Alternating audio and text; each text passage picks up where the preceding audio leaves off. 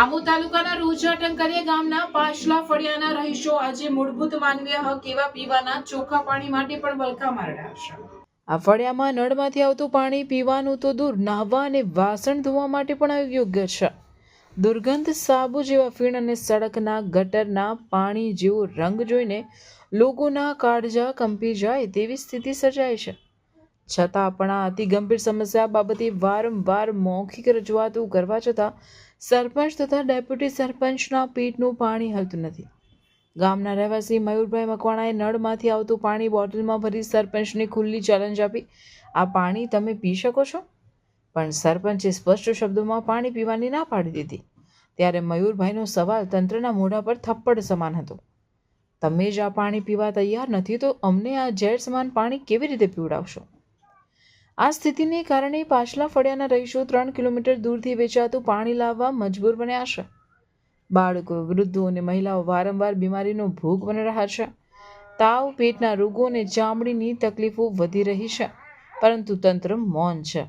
જ્યારે સ્થાનિક રહીશોએ પાણી આવતી કુંડી બતાવી તો તે કુંડીમાં દેડકા, જીવડા, કચરો અને ખુલ્લી મૂકી દીધેલી કુંડીમાંથી વાસ મારતું પાણી સ્થાનિક લોકોના ઘરોમાં જાય છે। જે બાબતની રજૂઆત ધ્યાને ન લેતા આખરે મીડિયાનો સંપર્ક સાધ્યો હતો।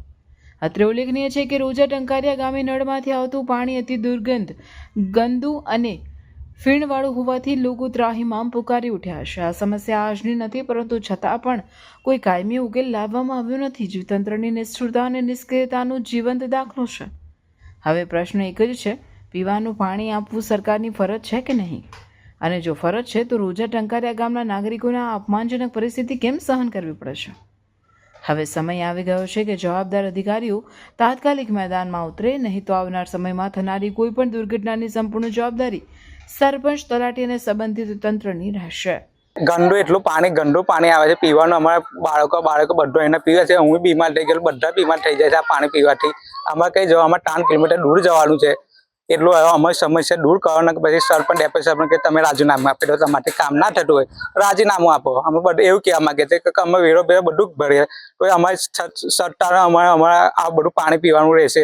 અમારે 3 કિલોમીટર દૂર જવાનું તો અમારે ખર્ચો કોણ હાલશે? અમે બીમાર થાય તો આરોગ્ય કેન્દ્ર સરકાર છે, મામલેદાર એને ચાન્સ કરશે કે શું કરશે? સમસ્યા કોણ જવાબદારી લેશે? પાણી કેવું આવે છે? એકદમ ગંદુ ને ફીણ વાળું હાબુ જેવું પાણી આવે છે।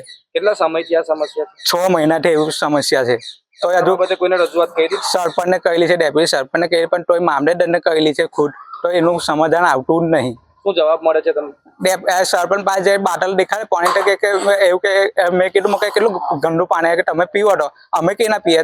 કે સરપંચ કે હું કઈથી પીવાનું એવું પાણી? તમે કહો અમે કઈથી પીએ? મગું તમે નહીં પી શકતો, અમારે કઈ ના પીવાનું? તમે એનું નિરાકરણ લાવો કે એવું કહેવા માંગે છે તમારે જઈ રજૂઆત કરો, તે કરો, એ તો જાહેર થશે ને નહીં થાય એવું કહેવા માંગે છે।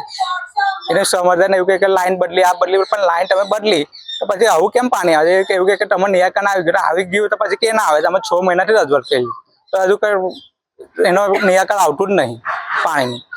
આખા ગામમાં આવી સમસ્યા છે કે ખાલી તમારા? ના, અમારા ફળિયામાં જ ખાલી સમસ્યા છે, જેનો પેલું અમારે કુંડીનું છે તે ત્યાંથી મિક્સ થઈને પાણી આવે છે। એ કુંડીનું નિરાકરણ ચેક કરે, લાઈન ચેક કરે, ત્યાંનું બધું મિક્સ થઈને પાણી આવે, લાઈન બદલે એવી સમસ્યા છે અમારે।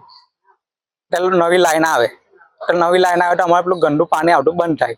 અમારા ફળિયામાં જ આવે છે, બીજા બધા ફળિયામાં ચોખ્ખું આવે છે કે આગળ મિક્સ થઈને આવે છે, તૂટી ગયેલી હશે ગટર લાઈન, એટલા માટે